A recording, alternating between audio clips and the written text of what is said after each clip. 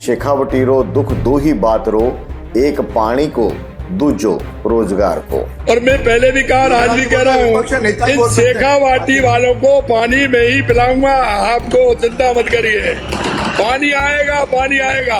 आप क्यों ले रहे हैं? आप तो ERCP आ रही है, आप तो उसका आनंद लीजिए। मैंने कहा जो पानी ले आओगे मैं मुख्यमंत्री निवास पे आके आपको माला पहनूंगा। ये मैंने क्या रखा है, यमुना का पानी जिस के अंदर मैंने वही घोषणा करी थी कि भाई मुख्यमंत्री जी ये सपना अगर आप पूरा कर दो तो मैं मुख्यमंत्री निवास पे आके आपको माला पहनाऊंगा। राज्य के पूर्व मुख्यमंत्री अशोक गहलोत जी को आमंत्रित करता हूं इस मंच के माध्यम से, जिन्होंने कुछ दिन पहले ये बयान दिया था कि अगर यमुना का पानी का एग्रीमेंट हो जाए और यमुना का पानी के आने के लिए सारी औपचारिकता पूरी हो जाए तो मैं मुख्यमंत्री जी का माला पहनाकर स्वागत करूंगा, अभिनंदन करूंगा।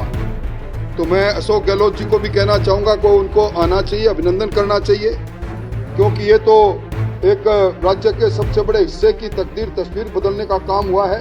सरकारें बदलती रहती है, उन्हें बड़ा मन करके कल भजन लाल जी का स्वागत करना चाहिए। यमुना जल समझौते पर आज हस्ताक्षर हो गए। इतिहास में आज का दिन महत्वपूर्ण है।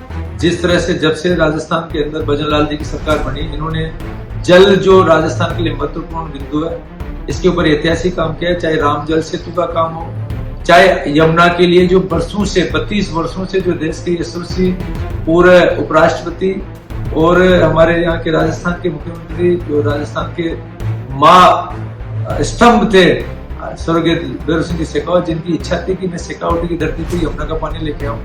वो समझौता भी उन्होंने कहा था, बाकी वो आगे नहीं बढ़ पाया।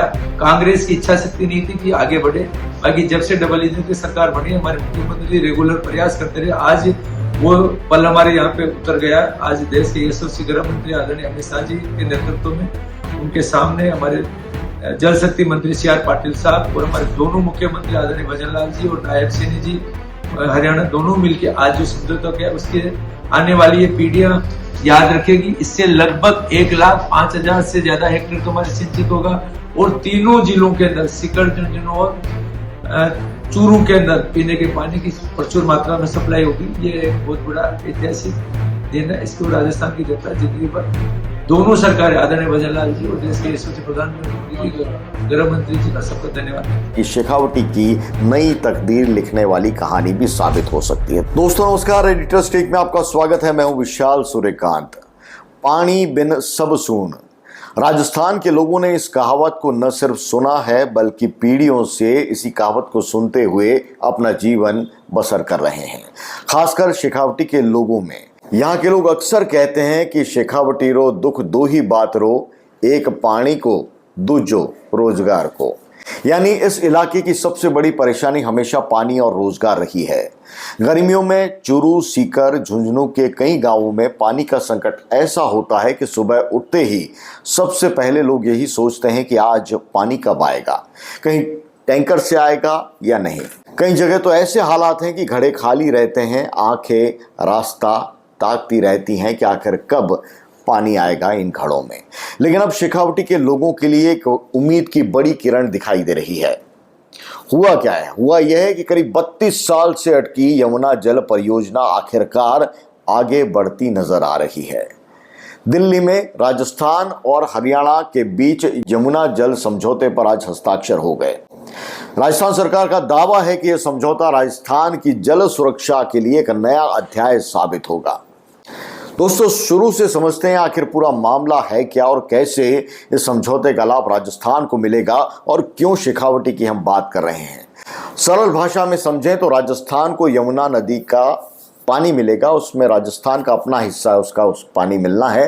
अब इसी हिस्से के पानी को लेकर हरियाणा के हथिनी कुंड बैराज से राजस्थान तक लाने की योजना है, वो तैयार हो गई है। इसके लिए करीब 295 किलोमीटर की लंबी भूमिगत पाइपलाइन बिछाई जाएगी, जो कि हरियाणा से निकलकर चूरू जिले के हंसियावास जलाशय तक पहुंचेगी। यहीं से आगे का अलग अलग इलाकों में पानी पहुंचने का प्रबंधन किया जाएगा।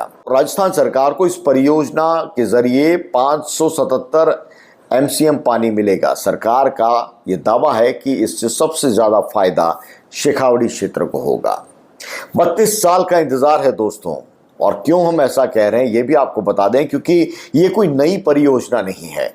इस परियोजना पर चर्चा करीब 3 दशक पहले शुरू हो गई थी, लेकिन कभी राजनीतिक सहमति नहीं बन पाई, तो कभी तकनीकी दिक्कतें सामने आई और कभी राज्यों के बीच की अनबन और अलग अलग राजनीतिक दलों की सरकारों के फेर में कभी फाइलें आगे बढ़ भी नहीं पाई। राजस्थान की राजनीति में कई सरकारें आई और चली गई, लेकिन यमुना का पानी शेखावटी तक नहीं पहुंच सका।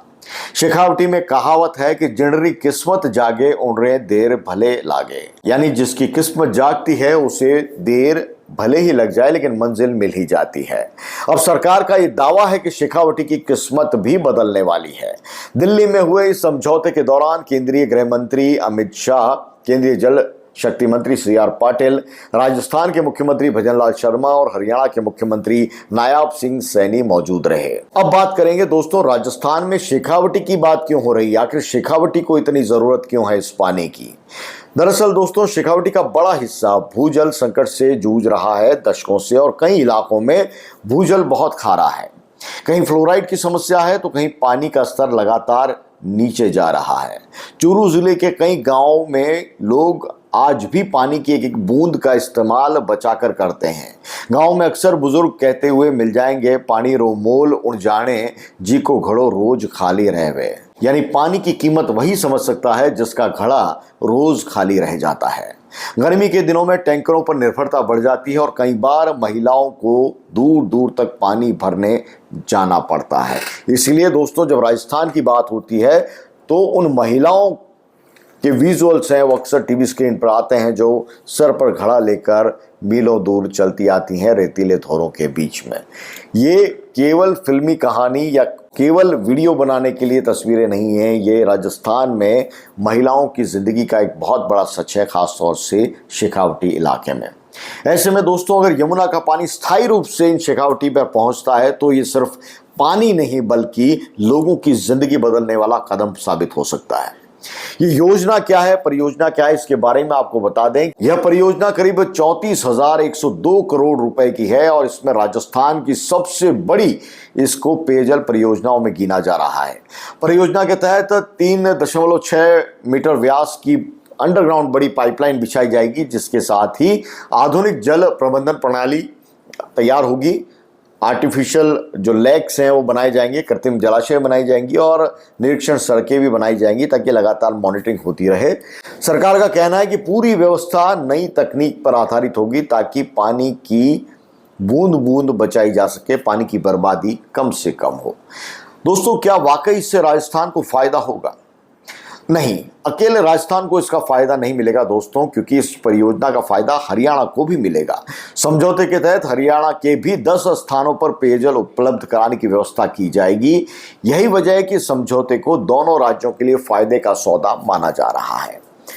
अब आगे क्या दोस्तों, आगे ये होगा कि राजस्थान सरकार ने परियोजना की DPR तैयार करके केंद्रीय जल आयोग को भेज दी और हरियाणा भी पाइपलाइन के रूट को लेकर अपनी प्रिंसिपल जो मंजूरी है, सैद्धांतिक मंजूरी है, वो दे दी है। अब परियोजना के निर्माण और संचालन के लिए एक अलग कंपनी है वो बनाई जाएगी, जो दोनों राज्यों के साथ मिलकर काम करेगी और उसके बाद में जमीन पर काम शुरू होगा। हालांकि दोस्तों, सबसे बड़ा सवाल यह है कि जिस परियोजना को कागज से बाहर निकलने में 32 साल का समय लग गया, वो धरातल पर कितनी तेजी से उतरती है, क्योंकि शेखावटी के लोग अब सिर्फ घोषणाएं नहीं बल्कि अपने घरों तक बहता पानी देखना चाहते हैं।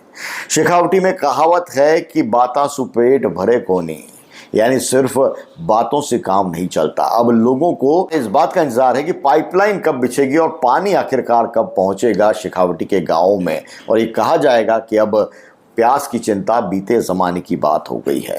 अगर यह परियोजना समय पर पूरी होती है तो ये सिर्फ एक जल परियोजना नहीं होगी बल्कि शेखावटी की नई तकदीर लिखने वाली कहानी भी साबित हो सकती है दोस्तों। लेकिन इसके लिए कई चुनौतियां भी हैं दोस्तों। राजस्थान और हरियाणा में एक पार्टी की सरकार है, केंद्र में भी एक ही पार्टी की सरकार है, लिहाजा ये समझौता 32 साल बाद आकार में तो आया है, लेकिन हरियाणा और राजस्थान दोनों के अंदर अंदरूनी राजनीति के अंदर आने वाले दिनों में यकीनन ये एक बड़ा मुद्दा बनेगा और इस राजनीति से अलग, इस राजनीति को दूर करके विकास की इस परियोजना को, पानी पहुंचाने की इस परियोजना पर किस रूप में, किस शिद्दत से अमल होता है, किस रूप में ब्यूरोक्रेसी एक्ट करती है, किस रूप में ये पूरा काम होता है और उसमें गुणवत्ता का कैसे ख्याल रखा जाता है कि दशकों की प्यास है वो बुझाने का मकसद कितनी जल्दी पूरा हो सकता है, ये तमाम बातों को तय करना पड़ेगा। और इसी के बाद शेखावटी की किस्मत बदलेगी। एक तरफ ईस्टर्न कैनाल है दोस्तों, दूसरी तरफ पश्चिम में हमारा इंदिरा गांधी नहर है और बीच में अगर यमुना का पानी मिलेगा तो राजस्थान की जो प्यास है वो यकीनन बुझना तय है, बशर्ते कि तय समयावधि में सारा काम हो सके। एडिटर्स टेक में आज इतना ही। इस मुद्दे पर आपकी क्या राय है, आपको क्या कुछ कहना है, ये कमेंट बॉक्स में ज़रूर लिखिए।